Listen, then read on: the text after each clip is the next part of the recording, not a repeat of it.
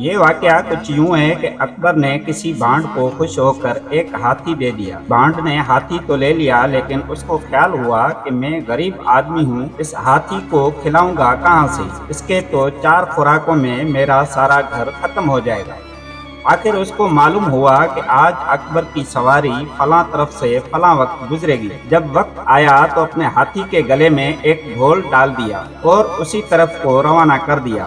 اکبر کی سواری جب گزری تو اس نے دیکھا کہ سامنے سے ایک ہاتھی چلا آ رہا ہے اور گلے میں ڈھول پڑا ہوا ہے۔ غور کیا اور معلوم ہوا کہ یہ تو اس بھانڈ کا ہاتھی ہے۔ اس نے اپنے غلاموں سے پوچھا کہ یہ ہاتھی اس حالت میں کیوں پھر رہا ہے؟ لوگوں نے کہا کہ حضور نے اپنے بھانڈ کو یہ ہاتھی دیا تھا۔ اکبر نے بھانڈ کو طلب کیا اور پوچھا کہ تم نے ہاتھی کو اس حالت میں کیوں چھوڑا ہے؟ کہنے لگا، حضور مجھے ہاتھی تو عنایت فرمایا، مگر میرے پاس کھلانے پلانے کو کیا دھرا تھا۔